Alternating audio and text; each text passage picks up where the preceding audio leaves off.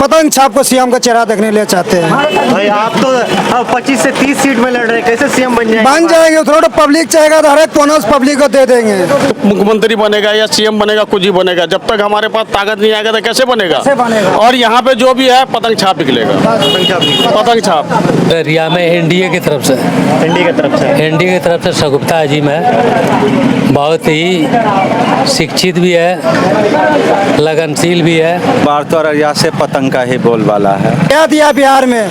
कौन सा रोजगार दिया? कौन सा में मजदूरी दिया? कुछ नहीं दिया पब्लिक को लिए। वो जैसे है देश वैसे पड़ा हुआ है। साहब यहाँ आए और आप लोगों के लिए क्या बताए कि कौन सा ऐसा काम है जो अररिया का विकास के लिए, रोजगार के लिए, शिक्षा के लिए कुछ इस मुद्दे पे बात हुई ना? नारे तकबीर अल्लाह अकबर पे बात हुई? नहीं, करीब तो ठीक किया है नीतीश कुमार, विकास अच्छा किया है, ऐसी बात नहीं है। महैया नहीं है कि साल में मर रहा है कि जी रहा है।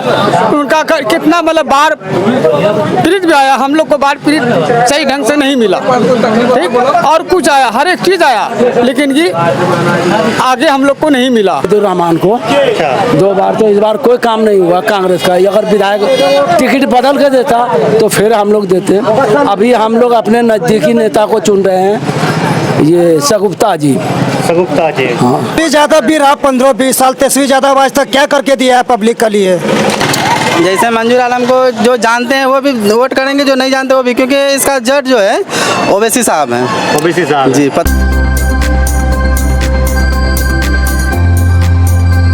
जय हिंद दोस्तों, फिलहाल हमारी मौजूदगी अररिया विधानसभा के मुमताज चौक बटरबारी में है। आज यहाँ बैरिस्टर असदुद्दीन ओवैसी साहब का सभा हुआ और लोग वहाँ भी बहुत संख्या में पहुँचे थे। लेकिन हमारा मुद्दा है, हमारा एक ही सवाल रहता है, सरकार से हो या जनता से, हम ये जानने की प्रयास करते हैं कि बिहार में जिस तरीके से रोजगार का मुद्दा है, लोग बिहार से पलायन करने को मजबूर है, शिक्षा है, बेरोजगारी है, स्वास्थ्य है, इन सब मुद्दे पर क्या बिहार में काम हो पा रहा है? क्या इंडिया गठबंधन जिस तरीके से दावा कर रहा है कि अगर हमारा सरकार बनता है तो हम महिलाओं को 25-2500 रुपया खाते में देने के प्रयास करेंगे, हर परिवार में एक सरकारी नौकरी का वादा कर रहा है, क्या ये संभव है? क्या एनडीए सरकार इस बार फिर से अपना सीट बचा पाएगी या नहीं? जनता से बात करेंगे और जानने के प्रयास करेंगे क्या है माहौल अररिया विधानसभा का। क्या नाम है चाचा? मेरा नाम मोहम्मद वारिस। क्या लग रहा है इस बार विधानसभा चुनाव में? देखिए, सरकार का जो एजेंडा है विकास के बारे में, करीब तो ठीक किया है नीतीश कुमार, विकास अच्छा किया है, ऐसी बात नहीं है। इस बार क्या लगता है क्या होगा बिहार में? देखिए, कहना मुश्किल है अभी, इसके बारे में हम न बता सके क्या होगा। सब अपने या वही आएगा, बदलाव तो होगा, बदलाव होगा कुछ। अररिया विधानसभा में क्या चल रहा है इस बार? अररिया विधानसभा में देखिए अभी सब रेस में है, सब पार्टी रेस में, तीनों पार्टी रेस में है। बाकी देखिए क्या होता है आगे। कांग्रेस का भी कैंडिडेट है, जेडीयू का भी है, एमआईएम का भी है, हाँ, जनस्वराज का भी है। इनमें से किसका ज्यादा लग रहा है? देखिए अभी तो सब बराबर ही पर है, सब बराबर पर है। आज यहाँ ओबीसी आया था, सुनने गए थे? हाँ, सुन के आए हुए। क्या बोले आप लोगों के लिए? ना हम देखिए वो तो हमेशा बोलते हैं सच बात, और अभी तो बोलते ही रहते हैं। वो हक का लड़ाई वो लड़ते ही रहते हैं, हक का लड़ाई लड़ते हैं। हाँ, एकदम हक लड़ते रहते वो। और भी हमारे साथ बुजुर्ग लोग जुड़े हुए हैं। चाय की दुकान में सरकार बिहार में बनती भी है और गिरती भी है, तो क्या लग रहा है बिहार में इस बार? बदलाव है। बदलाव किसको देख रहे हैं सीएम के चेहरे पे? सीएम चाहे जो भी बने, गठबंधन का बनेगा। गठबंधन का बनेगा। सीएम जो भी बनेगा गठबंधन का बनेगा, मगर हाँ सही बात। नीतीश कुमार के कार्यकाल कैसा रहा 20 सालों में? 20 साल देश को बेच के खा गया। अच्छा, मेरे एक भाई हैं बोल रहे हैं कि बेच के खा गए हैं। 20 साल से देश को बेच के खा गया है वो। कौन बेच के खा गया? नीतीश कुमार देश को बेच के खा गया। क्या दिया बिहार में? कौन सा रोजगार दिया? कौन सा में मजदूरी दिया? कुछ नहीं दिया पब्लिक को लिए। वो जैसे है देश वैसे पड़ा हुआ है। देश के देखने वाला को रखवाला नहीं है। जब टाइम आता है सबका रखवाला हो जाता है, जब टाइम कट जाता है कोई रखवाला नहीं है किसी का। तो सामने चुनाव है, तो क्या लग रहा है कि नीतीश कुमार को इस बार सत्ता से निकाल देंगे? निकाल देंगे, गारंटी इतना तो 100% को काट नहीं सकता है। काट नहीं सकता? नहीं काट सकता है। तेजस्वी यादव को क्या लग रहा है? क्या युवा है, हर घर रोजगार, सरकारी नौकरी? तेजस्वी यादव भी रहा 15-20 साल। तेजस्वी यादव आज तक क्या करके दिया है पब्लिक के लिए? कौन सा रोजगार दिया पब्लिक के लिए तेजस्वी यादव? कौन सा रोजी रोटी दिया पब्लिक को? कौन सा गरीब को चाहा है? जो गरीब है गरीब पड़ा हुआ है, जो अमीर है अमीर पड़ा हुआ है। तेजस्वी यादव भी किसी का आज तक देख लिए अररिया जिला के अंदर में सही ढंग से नहीं देखा है। तो क्या लग रहा है इस बार किसको सीएम के चेहरा देखना चाहते हैं? पतंग छाप को सीएम का चेहरा देखने लिए चाहते हैं।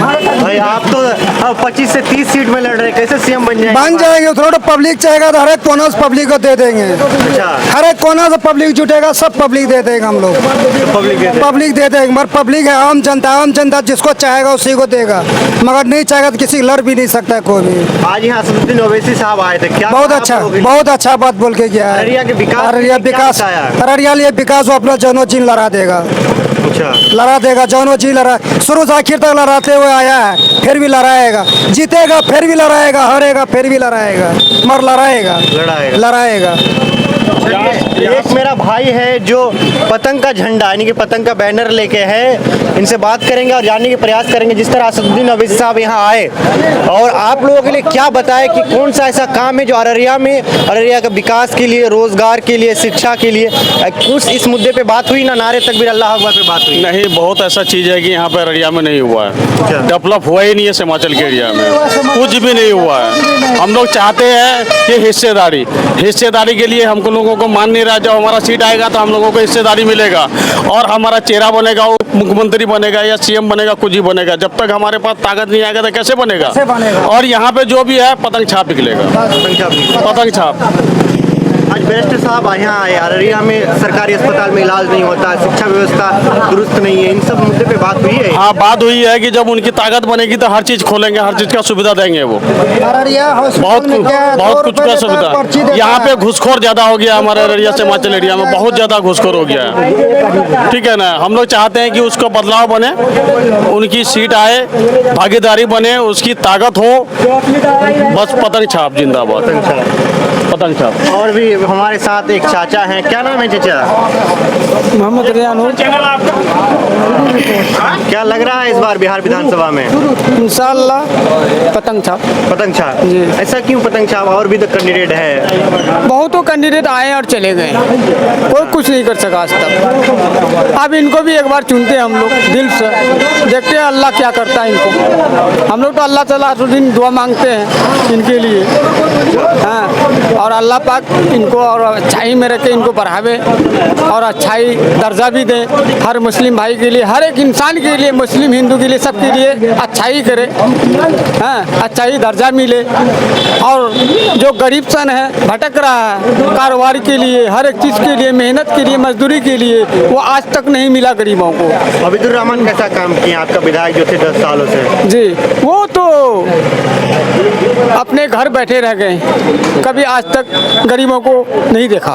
गरीबों को नहीं देखा जी, गरीब कौन हालत में है या नहीं है, किस हाल में मर रहा है कि जी रहा है, उनका कितना मतलब बाढ़ पीड़ित भी आया, हम लोग को बाढ़ पीड़ित सही ढंग से नहीं मिला, ठीक, और कुछ आया, हर एक चीज़ आया, लेकिन कि आगे हम लोग को नहीं मिला। हम लोग को घर सोने का नहीं है, हाँ, अभी हम लोग का घर जाके देखिए, घर टूट के एकदम छपरी एकदम साफ नीचे आ गया। हमेशा मतलब भी बोलता था ये देंगे तो वो देंगे, तो ये करेंगे तो वो करेंगे, लेकिन आज तक हम लोग को कुछ नहीं मिला है। आज तक अपने मेहनत मजदूरी से कमा के खा रहे हैं। जी जी। 10-11 बाल बच्चा उनको परवरिश कर रहा है, रोजगार मिल रहा है? रोजगार कुछ नहीं मिल रहा है, बस वही है, ईटा मकान का काम हम लोग करते हैं, रातों दिन मेहनत खून पसीना चुलाते हैं और खाते हैं। मुख्यमंत्री किसको देखना चाहते हैं? बस वही ओवैसी बात, ओवैसी को ही मुख्यमंत्री जी। देखना है। चलिए, और भी एक हमारे साथ चाचा हैं जो बुजुर्ग है और दो प्रकार का राजनीति को आपने अब तक देख लिया, नीतीश को और लालू को, किसको बेहतर लगा आपको? विकास के मामले में तो नीतीश कुमार सबसे ज़्यादा काम किए हैं बिहार में, लेकिन इस बार जनता है ना बदलाव की तरफ सोच रही है। अररिया का स्थानीय विधायक जो अभी आबिदुर रहमान है, अगर उसके जगह पर और कोई दूसरा उम्मीदवार होता तो अररिया का जनता पूरा तरह महागठबंधन के साथ होता। तो बिहार में जिस तरीके से बेरोजगारी है, भ्रष्टाचारी है, इन मुद्दे पे काम होना इन चाहिए। मुद्दे पर बिल्कुल काम होना चाहिए। बिहार में बेरोजगारी, महंगाई सबसे ज़्यादा है। यहाँ के लोग ज़्यादातर दूसरे राज्य में अपना रोजी रोटी कमाने के लिए जाते हैं और उसका कोई साधन यहाँ कमाने का नहीं है। सरकार इसलिए अब बिहार को इस बार जनता बदलने की कोशिश कर रही है। तो किसको मुख्यमंत्री देखना चाहते हैं? ज़्यादातर हम लोग का है कि तेजस्वी मुख्यमंत्री, भावी मुख्यमंत्री हो तेजस्वी यादव। तो यहाँ अररिया विधानसभा में MIM का भी कैंडिडेट है, कांग्रेस का तो हाई है, जनस्वराज का है, जेडीयू का है। सबसे बेहतर कैंडिडेट किसको लग रहा है? इसमें सबसे बेहतर कैंडिडेट अभी अररिया में एनडीए की तरफ से एनडीए की तरफ से सगुप्ता अजीम है। बहुत ही शिक्षित भी है, लगनशील भी है, अब मिलने जुलने वाले भी है लोगों के बीच में। चलिए, और भी यहाँ नाम हमारा हुआ नहीं। अच्छा, क्या लग रहा है अररिया विधानसभा में? अररिया विधानसभा में तो ये है कि हम लोग 2 बार से विधायक बनाए इसको, लेकिन ये किसी काम का हम लोग का कोई काम नहीं हुआ। किसको विधायक बनाए? ये इसको बनाया आबिदुर रहमान को। अच्छा। 2 बार तो इस बार कोई काम नहीं हुआ कांग्रेस का। अगर विधायक टिकट बदल के देता तो फिर हम लोग देते। अभी हम लोग अपने नज़दीकी नेता को चुन रहे हैं, ये सगुप्ता जी। हाँ, वो तो जेडीयू से है। हाँ, कुछ भी है। और एक मुसलमान कहते हैं नीतीश कुमार। नहीं, बिल पे देखिए जेडीयू से है, लेकिन हमारे नज़दीकी नेता, हमको एक चीज़ का ज़रूरत पड़ेगा तो हम वहाँ पहुँचेंगे। कि ये बरका के पास नहीं जा सकेंगे, पटना हम नहीं जा सकेंगे। और हमारा नज़दीकी जो है, हमको कोई ज़रूरत पड़ेगा तो हम इसके पास पहुँचेंगे और ये हमारा काम होगा। आज हम जाति बनाने के लिए जाते हैं, हमको 3000 रुपया लगता है। खतियान लाओ, ये लाओ, वो लाओ। तो जेडीयू का ही तो सरकार है बिहार में। है तो नहीं ना, हमारा कोई कैंडिडेट तो नहीं है ना वैसा लोकल कि जो हमारा सुने। तो लोकल कैंडिडेट नहीं होने की वजह से हाँ, उस पर नहीं सुनता कोई। आज नज़दीकी में हमारा लोकल कैंडिडेट होगा तो हमारा बात सुनेगा वो, तो हम लोग इसलिए तीर को देंगे। तीर छाप। ये तीर छाप हमारा तीर छाप। क्या सर, अभी विधानसभा चुनाव का जोरों शोरों से प्रचार प्रसार चल रहा है, कल से प्रचार प्रसार बंद हो जाए। क्या लग रहा है बिहार में इस बार किस मुद्दे पे वोटिंग होना चाहिए? रोजगार, शिक्षा, भ्रष्टाचारी, क्या मुद्दा है इस बार बिहार में? रोजगार, शिक्षा, सबसे ज़्यादा करप्शन के मुद्दे पर। तो इस बार क्या लगता है कि नीतीश कुमार ही आएंगे या सीएम किसी दूसरे को देखना चाहते हैं? वो तो आपको 14 के बाद पता चलेगा कि कौन आ रहा है, लेकिन पब्लिक का यही है कि भ्रष्टाचारी सरकार को बदलना है। बिहार में सबसे बड़ा मुद्दा है पलायन और बेरोजगारी का। क्या नीतीश कुमार ने 20 सालों में इस पर काम नहीं कर पाया? 20 सालों में सड़क, रोड, बिजली में तो सुधार हुआ, लेकिन कोई कारखाना नहीं लगाया। नीतीश कुमार अगर सत्ता में आए या जो भी सरकार आए, उसको सबसे पहले हर जिला में जो है कि वो फैक्ट्री लगाए, तभी जो है कि बिहार का बेरोजगारी का समस्या का हल होगा।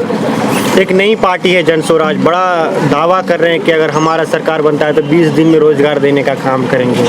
लेकिन जनस्वराज तो इस बार जो है कि धरातल पे नज़र नहीं आ रहा है। अच्छा, जनस्वराज का विचारधारा कैसा लगता है? विचारधारा तो ठीक है, लेकिन पब्लिक को लेकिन वो अपने साथ नहीं ला सका, अपने मुहिम में वो कामयाब नहीं हो सका। अररिया में किसका बोलबाला लग रहा है इस बार? इस बार तो अररिया से पतंग का ही बोलबाला है। ऐसा क्यों? पतंग ही क्यों? और भी तो कैंडिडेट है। और यहाँ कांग्रेस 10 साल रहा, इससे पहले बीजेपी का भी, राष्ट्रीय जनता दल भी बना है, बीजेपी का भी रहा है। लोगों में बदलाव, एक मुहिम है कि बदलाव करना है। बदलाव करना है। यहाँ जो पतंग का कैंडिडेट है मंजूर आलम जी, वो तो यहाँ लोग बड़ा आरोप लगा रहे हैं कि उनको कोई जानता भी नहीं है। वो तो बेवकूफ़ सबको पढ़ा दिया जाता है कि पटना में रहता है, दिल्ली में रहता है, उसका घर अररिया में, जन्मभूमि अररिया, कर्मभूमि अररिया में ही रहता है। वो पटना में कारोबार है तो कारोबार करने के लिए तो लोग विदेश भी जाता है। बिल्कुल सही बात है। हाँ, तो कारोबार जहाँ रहेगा तो आदमी जाएगा ही। विधायक बना गया अररिया से, जब सेशन चलेगा तो दिल्ली पटना रहेगा, बाकी टाइम तो क्षेत्र में रहेगा। मोदी सर भी गुजरात से हैं। हाँ, इसका मतलब ये थोड़ा कि बिहार अच्छा, हमारे एक युवा साथी है, मोदी जी के बारे में चर्चा कर रहे हैं। मोदी जी भी गुजरात के हैं, पर पूरे इंडिया में तो काम कर ही रहे हैं। जी, बिल्कुल। और करेंगे भी, अगर पार्टी में रहे तो करेंगे भी।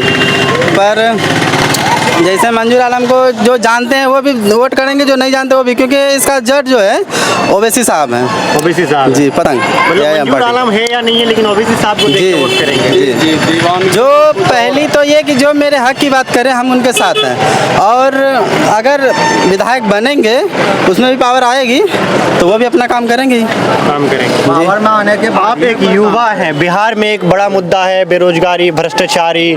तो बेरोजगारी के क्या लगता है कि एमआईएम का अगर सरकार बनता है या 10 सीट भी निकलता है तो सीमांचल के लिए कुछ ऐसा करेंगे जिसमें युवाओं को रोजगार जी मिले? करेंगे ही करेंगे। इसके लिए सीएम जो बनेंगे जो भी हो, चाहे तेजस्वी यादव जी हो या एनडीए सरकार कोई भी हो, अगर वो फैक्ट्री डालने की कोशिश करेंगे तो पहले तो इन्हीं से पूछना होगा कि कहाँ जगह चाहिए, जैसा भी हो पब्लिक से इधर से जरिया लेंगे ही, जगह खोजेंगे ही, तो वो हिसाब से करेंगे। विधायक बनेंगे, पावर में आएंगे, जगह मिलेगी तो वो फैक्ट्री डाले, फिर हम युवाओं को तो मिलेगा ही नौकरी। जब फैक्ट्री आएगी तो नौकरी मिलेगा ही। नौकरी मिलेगा ही। जी।